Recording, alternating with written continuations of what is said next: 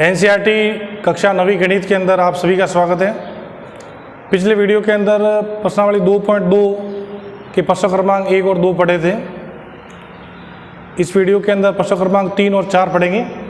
चलिए देखिए इधर प्रश्न क्रमांक 3, सत्यापित कीजिए कि दिखाए गए मान निम्नलिखित स्थितियों में संगत बहुपद के शून्य हैं। अब शून्य हैं, शून्य का मतलब होता है शून्य, जीरो आता है कि नहीं आता है मान रखने पर। तो बहुपद के अंदर ये मान रखेंगे, इसके सामने लिखे हुए प्रश्न के रखने पर उसके शून्य मान आता है कि नहीं आता है। शून्य आता है तो बोलेंगे भाई उसका शून्य है। चलिए किस प्रकार देखेंगे, देखिए इधर पहला प्रश्न, px बराबर 3x + 1 कॉमा लिखी हुई आगे। x का मान आपको इतना मानना है -1/3, यानी जहाँ पर x दिखे आपको x का मान -1/3 मानना, और 3 मानने पर शून्य आता है कि नहीं आता है वो आपको देखना। देखिए इधर x दिखे जहाँ पर आप ये मान मानेंगे तो -1/3, 3 का 3 x है, वहाँ पर -1/3 प्लस का प्लस 1 का 1। अब देखिए इधर कुछ नहीं किया है, कोई बड़ा काम नहीं किया है। जहाँ x दिखा है वहाँ पर अपन ने -1/3 रखा है। अब आप देखिए इसको हल करने जा रहे हैं, 3 प्लस का है, ये भी प्लस का है, और देख लीजिए यह आप 3 से 3 कटा, दोनों के बीच में कोष्ठक के बीच में मल्टीप्लाई का चिन्ह मानेंगे, और 3 से 3 कटा, इधर 1 मानेंगे, इधर 1 इधर मानेंगे, तो -1 आपके आ जाएगा कोष्ठक खुलने पर, और प्लस का प्लस और 1 का 1, 1 में से 1 गया तो हो जाएगा आपके 0, ये आ गया शून्य। तो x बराबर यह 0, x का मान आपके 0 आ रहा है, तो शून्य आने पर कहेंगे यह बहुपद का शून्य है। ये बहुपद लिखा हुआ है, बहुपद ये, तो बहुपद का शून्य है ये लिखेंगे, यह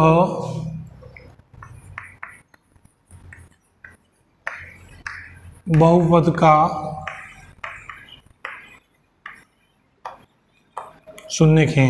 अब यह क्या, x बराबर -1/3, ये जो मान है वो बहुपद का शून्य आ रहा है।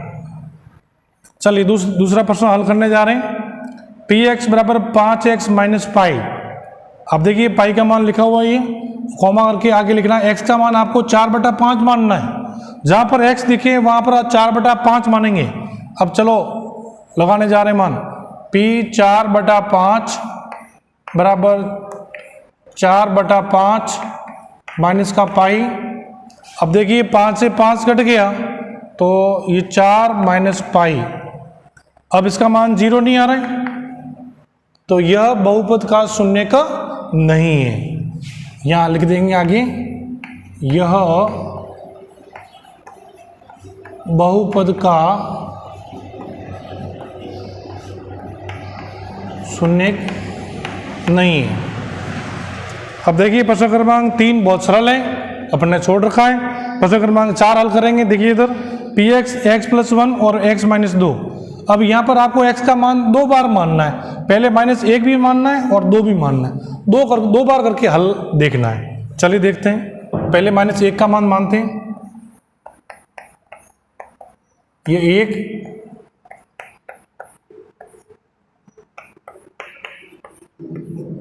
देखिए इधर -1 माना है, जहाँ x दिखिए वहाँ पर ये लग दिया, -1 और प्लस का 1 जोड़ेंगे तो 0 आ जाएगा, और यह 1 और 2 के माइनस के हो जाएंगे 3।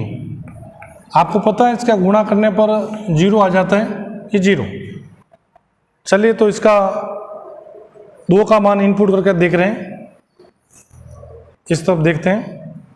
अब ये 2 मान प्लस का मानना है, तो ये p2 बराबर x 2 + 1, जहाँ पर x दिखे वहाँ पर 2 मान रखना है, x - 2, ये 2 - 2 इसकी जगह रख दिया। अब ये 3, 2 में से 2 के 0 और गुणा किया 0, 3 का गुणा 0 से करेंगे तो 0 ही आएगा, तो यह बहुपद का शून्य का है। 0 आता है तो बोलेंगे शून्य है। चलिए तो इस प्रकार से चौथा प्रश्न कंप्लीट होता है। छठा प्रश्न देखते हैं। इधर देखिए, इधर पी एक्स यानी बहुपद, बहुपद बराबर एल एक्स प्लस एम, और x का मान मानना है माइनस एम बटा एल, यानी x जहाँ पर दिखे तो आपको माइनस एम बटा एल मानना है। देखिए इधर, तो ये माइनस एम बटा एल,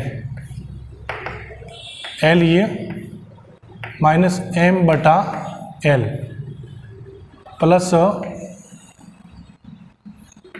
एम, एल से एल कटा तो माइनस एम प्लस एम, तो इस दोनों का मान हो जाएगा 0, माइनस एम प्लस एम में से गया 0 मान हो गया, तो यह बहुपद का शून्यक है, 0 आ रहा है उसको बोलेंगे शून्यक है। लास्ट में आप इधर लिख देंगे कि भाई ये बहुपद का शून्यक है, यहाँ लिख देंगे यह बहुपद का शून्यक है। चलिए साहब नेक्स्ट 7वां प्रश्न करने जा रहे हैं। x का मान 2 बार आपको रखना है और उसमें 0 आ रहा है कि नहीं आ रहा पता करना है। पहले x का मान माइनस 1 बटा √3, फिर x का मान 1 बटा √3 रखेंगे। तो देख लें इधर, तो पहले x का मान रखने जा रहे हैं,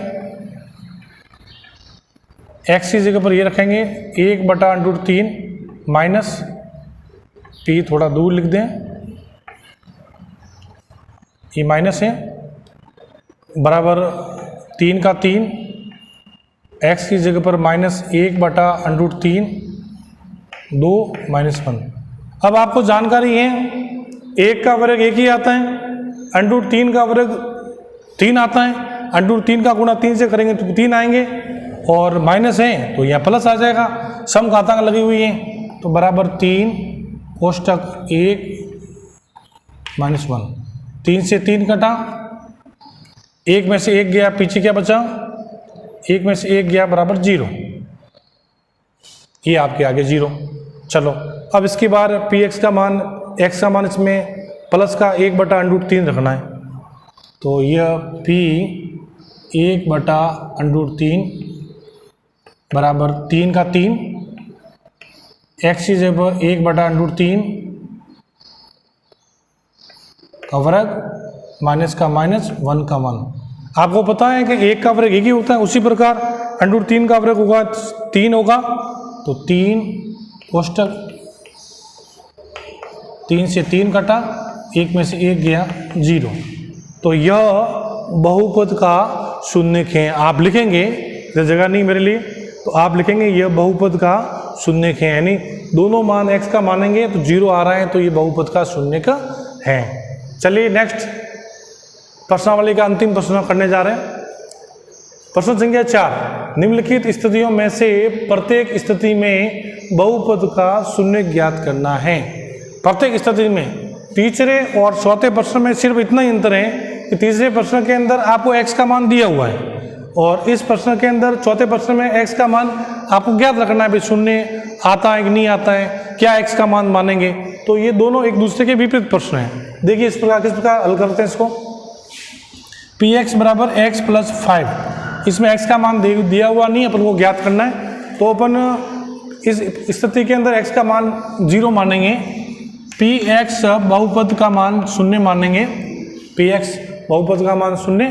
अब समीकरण बनेगी अपने, ये लिखेंगे इधर x प्लस 5 बराबर 0।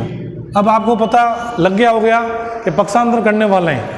अब इसमें गणित के अंकों को राइट हैंड साइड में लेंगे और बीजगणित के अंकों को लेफ्ट हैंड साइड में लेंगे, तो बिंदु आपके आ जाएगा पक्षांतर करने पर।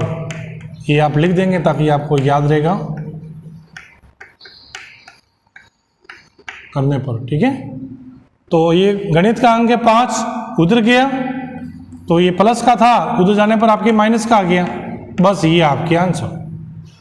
x बराबर -5, अब x बराबर -5 तो आपके ये बहुपद का शून्यक है, तो यहाँ लिखेंगे उत्तर के अंदर x बराबर -5 बहुपद का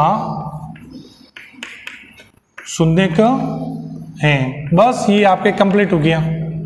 इस प्रकार से करने, सभी प्रश्न इस प्रकार से करेंगे। चलो फिर भी आपके अभ्यास के लिए पहला प्रश्न के बाद तीसरा प्रश्न करने जा रहे हैं। तीसरे प्रश्न पर ध्यान देंगे। हाँ, थोड़ा इससे स्टैंडर्ड है। देखिए, वापस उसी बहुपद का मान 0 मानेंगे, px का मान 0 मानेंगे। तो 0 मानने पर क्या आता है, तो 2x + 5 = 0। ये आपकी समीकरण बन गई। इसको इधर लिख दिया, समीकरण बन गई। अब गणित के अंक आपके 5 आ रहे हैं, उधर जाएगा तो माइनस का हो जाएगा। और यहाँ पर स्टेप लिखेंगे पक्षांतर करने पर। आगे आप लिख देंगे इधर, तो 2x = -5, प्लस का 5 था, उधर गया माइनस का 5 हो गया। अब गुणांक में क्या पड़ा हुआ, 2। आपको x का मान ज्ञात करना, ये आपके भाग रूप में चला जाएगा। ये आपका आंसर। x का मान -5/2 मानेंगे तब आपके शून्य का आएगा, 0 आएगा। तो अब आप लिखेंगे इधर उत्तर के अंदर -5/2 बहुपद का, ऐसा भी लिख सकते हैं, बहुपद यानी px, बहुपद का शून्य का। चलिए साहब, ये पूरा हो गया, ठीक है। अब तीसरे के बाद अभ्यास के तौर पर 5वां प्रश्न ले रहे हैं, चौथा छोड़ रहे हैं, बहुत सरल है, आप देखेंगे तो पता पड़ेगा। तो 5वां प्रश्न ले रहे हैं। 5वें पद के अंदर उसी प्रकार से आपको मल्टीपल 0 मानना है। बहुपद में px = 0 मानेंगे और समीकरण आपकी बन जाएगी ये। चलिए, ये और अच्छा चीज़ आपको समझ में आएगी। आपको पता है कि गुणांक के रूप में 3 है, तो 3 गुणांक के रूप में यहाँ पर कोई गणित का अंक है नहीं, तो उधर तो कोई जाएगा नहीं। तो गुणांक के रूप वाला आपको नहीं यहाँ समझाएंगे, ये भाग के रूप में चला गया।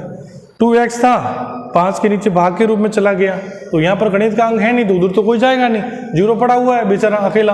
तो 3 ये जाएगा भाग के रूप में, x = 0/3, x = 0, यानी 0 के अंदर 3 का भाग लगाना है तो उसका उत्तर 0 ही आएगा।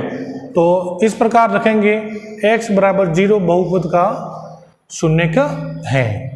प्रश्न क्रमांक 6, px = ax, और a ≠ 0, तो वैल्यू मानेंगे इसकी 0 मानेंगे, px इसकी वैल्यू मान ली अपने 0, तो ax = 0। अब x, अब इधर 0 दिया हुआ है, तो ये गुणांक रूप में a पड़ा हुआ है, ये जाएगा भाग रूप में, x = 0/a, तो इससे मल्टीप्लाई हो जाएगा, तो x = 0। इस प्रकार यह x = 0 मानने पर ये बहुपद का शून्य का है। अब अंतिम प्रश्न, px = cx + d, c ≠ 0 और c और d वास्तविक संख्या हैं। अब देखेंगे इस प्रकार, इसकी वैल्यू मानेंगे आपके px की मानेंगे 0 और cx + d = 0। अब समीकरण बन गई, देख लीजिए, तो ये d चला जाएगा उधर, cx - d। अब ये c गुणांक रूप में पड़ा हुआ x के पास में, तो x = -d/c, तो x = -d/c बहुपद का शून्य का है। इस प्रकार से हल करेंगे। धन्यवाद।